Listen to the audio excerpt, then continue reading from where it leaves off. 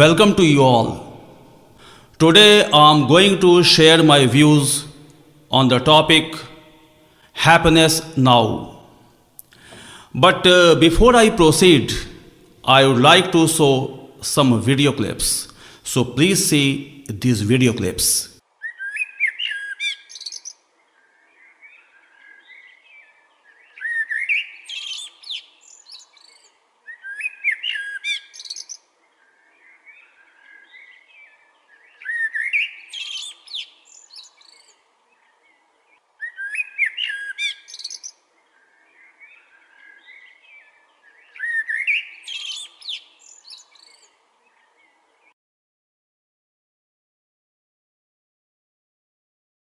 You have just seen these video clips. Now, what is common among all these video clips? Of course, a person is sad, maybe depressed, in every beautiful condition. Whatever might have been the reason behind his sadness, but one thing which is crystal clear that though he is physically there, mentally far away. Physically present, mentally absent. And what is important to see that it is not just a matter of his grief, rather it is the sad reality of the world. As far as I know the people around me, I see a very few people where I always find deep down a sense of security, a great simplicity, and a spontaneous joy in little things. But so far the majority of people is concerned, they seem to have forgotten embracing present. They seem to have forgotten that past and future exist only in imagination. And you might have gone through such experiences sometimes or other, somewhere or other. I myself have felt such experiences many times.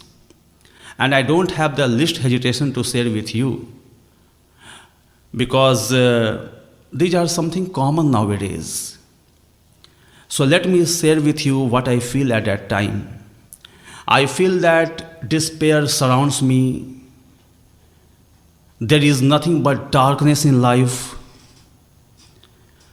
There is fog of unhappiness.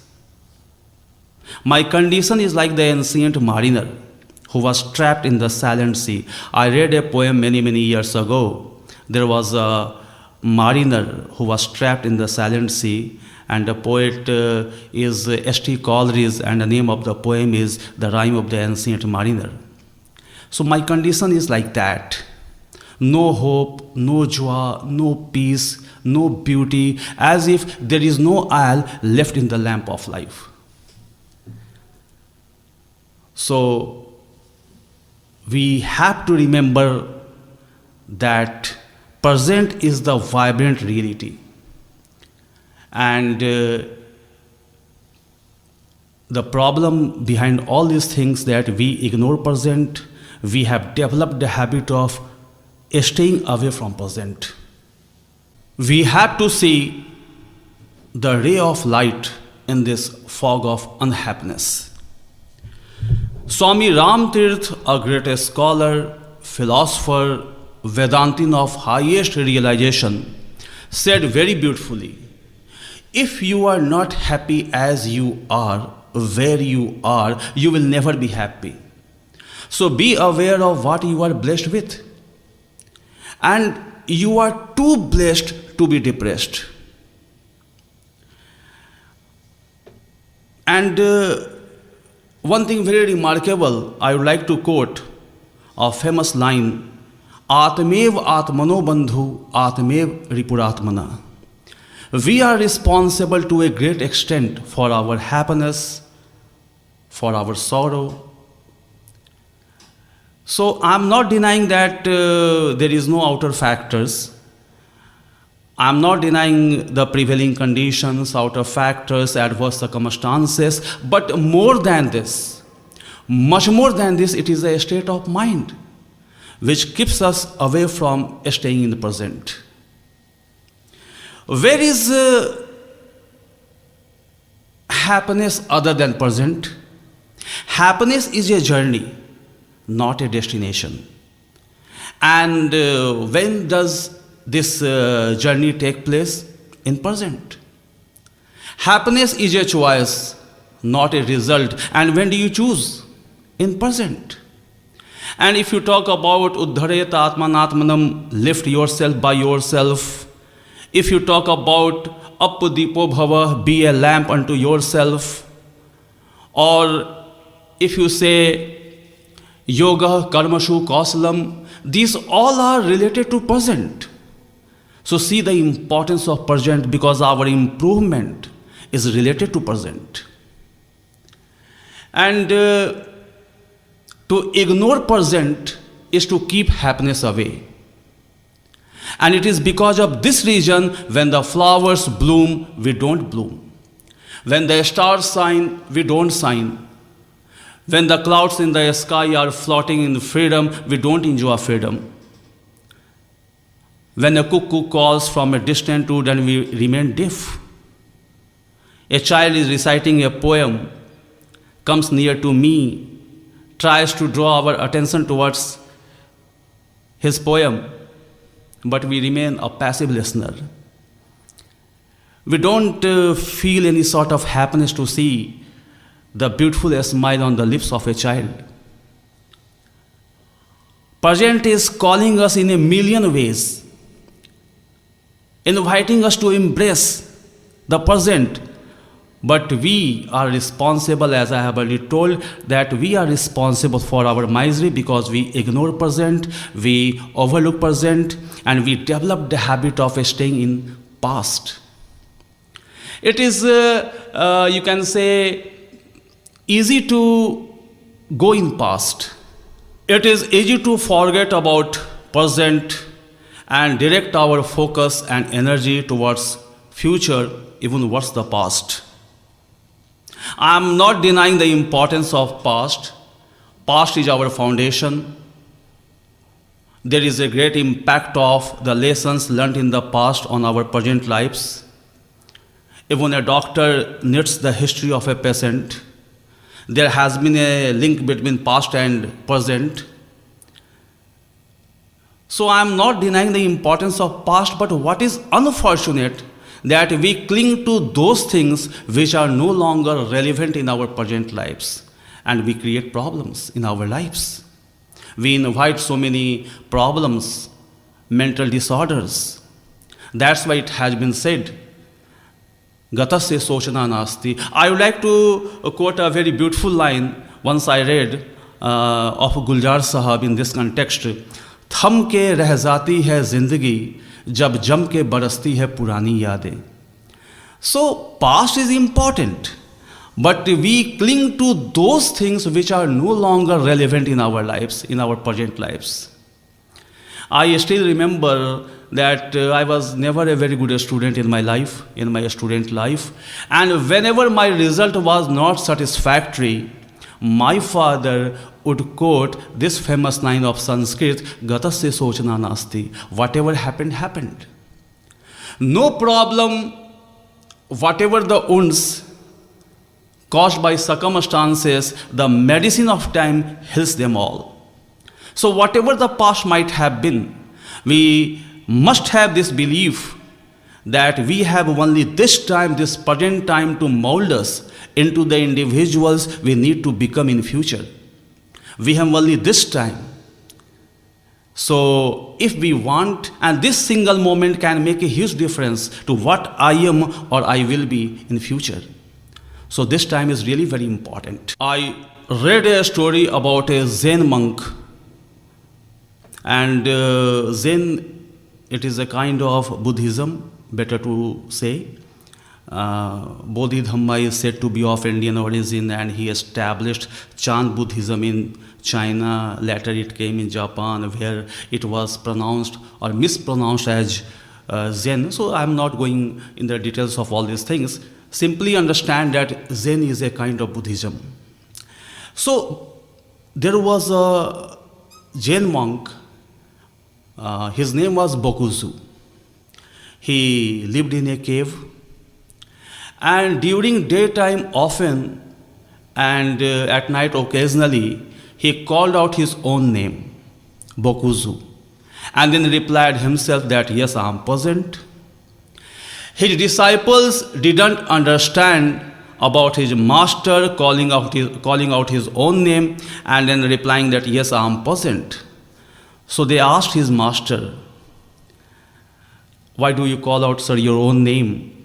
Then the master replied, he expounded very beautifully. He said, whenever I begin to get lost into my subconscious, I need to be alert again. And the moment I do this, the apprehensions coming from my subconscious are destroyed.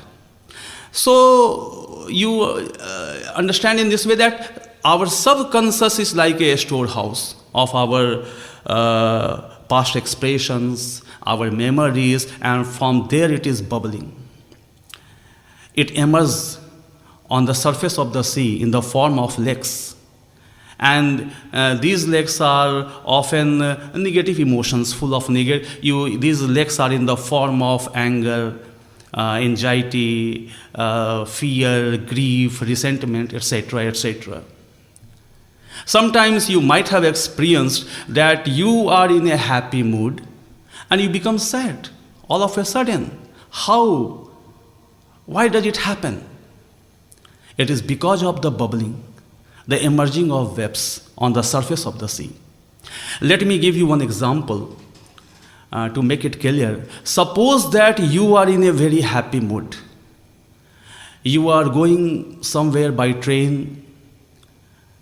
You sit beside the window of the train is running, you are seeing outside a very beautiful scenery, very beautiful location, you are seeing flowers, mustard flowers of yellow color, you see flowers are plowing in the field, happy children are jumping in the pond, but all of a sudden you become sad.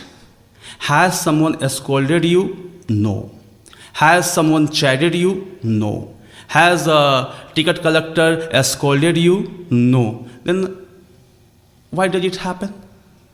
It happens because of the bubbling coming out from subconscious. So what is the way? The way is to train our conscious mind to live in present. And my dear friends, I strongly believe if I develop the habit of living in present, then I can have mental peace. I can have the stability of mind. I can have the perfection of work. I can have, you can say, the meaning of life. Now I am shifting from past to future in order to lay emphasis on present. We have developed the habit of postponing our happiness. Don't save it. There is no system to get a refund on an unused life. It is right that we all tend to think about future. It is a matter of concern for all. We are not animals who remain satisfied with whatever situation we are thrown in. But what is unfortunate that we think too much about future and we completely ignore present. That is the problem. Don't you hear people often saying that I will be happy when I achieve this or that? So don't postpone your happiness. Don't just say that I will be happy when I will have. Future is quite uncertain. So stop waiting until you complete education, until you complete a schooling or college. Stop waiting until you are married. Stop waiting until you are blessed with a baby, until you are divorced, because in some cases it also happens. People wait that until I am divorced, I cannot be happy. Until I die, until I am reborn. So there is a long list of this until. And if this until continues to be the way they are, we will be in a critical situation. So we don't postpone our happiness. We have to think whatever we have, and we have to thank God that the things we have right now, we are blessed with. Another thing which keeps us away from embracing present is our emotional confusion. I don't know that the word emotional confusion, whether it is right or wrong, but what I mean to say, that in our life we play so many roles. In an office, you are one of the staff members, but when you come back to your home, you are a father or a son or a husband. But you mix the roles. You cannot be an officer in your home, and you cannot be a father in the office. But in life, we play different roles. So while we are sitting in the lap of nature, we mix past and future. We travel from past to future, future to past, and we don't just stay in present, and really we create problems in our life. When each color is seen, it is called colorful. But when you mix all the colors, it ends up black. And one thing also I would like to lay emphasis, that we must have broad vision. And what do I mean by broad vision is the realization of the fact that life has manifold aspects. Each color, form, shape, pattern, hue, it has their own beauty. So we should have broad vision. There is a very famous line in Sanskrit, Purna Drishti Mashritya Purnamev Jivanam Jivet. So we should have such broad vision to enjoy our present. There is a beauty, if there is a beauty of a green leaf, then there is also a beauty of dry leaf. And I have written a poem. Now let me just tell a few lines of the poem. And the title of the poem is Vah Sukha Patta.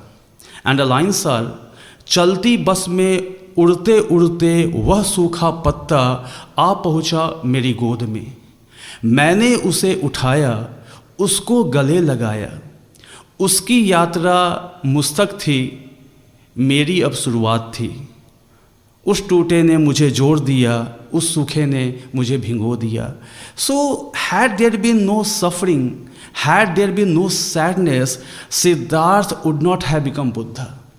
So we have to see life in a broad way. We must have broad vision. I'm not saying that someone near and dear dies and we are happy at that time. No, I don't mean to say like that. But if we have broad vision and if we have capacity to accept even death in such a way, then we should have such peace of mind. Happiness doesn't mean that we are laughing and just trying to show our teeth to everyone. No. Stability, our peace of mind, that inward feeling. Happiness doesn't mean yesterday or tomorrow, it happens now. In learning a language, it takes time. In traveling, it takes time. We go from one place to another place, it takes time. You compose a poem, it takes time. You write a story, write a novel, write a drama. You read, you dance, you sing, you make something, it takes time. But not in feeling happiness. You see the beauty of a mountain, you become happy. You see the beauty of a lake, you become happy. You see stars, mountains, valleys, rivers. Let them keep aside. You see the lovely smile of a child, you can become happy. So in feeling happiness, it doesn't take time. So see the importance of this present. And wise men know this. That's why it has been said, Gatah shoko na kartavya bhavishyam naiv chintayet vartamanen kalen pravartante vichakshana. They know they were knowing the value of present, value of the importance of present time. And one thing very remarkable I would like to tell you, that there is a divinity inside us always, and we can have the realization of this only in present time. My dear friends, life is calling you in a million ways. Present is inviting you in a million ways. Try to embrace present. I hope that there are days when you fall in love with being in present. Feel the presence of present, and then you will have a real enjoyment in your life. So thank you.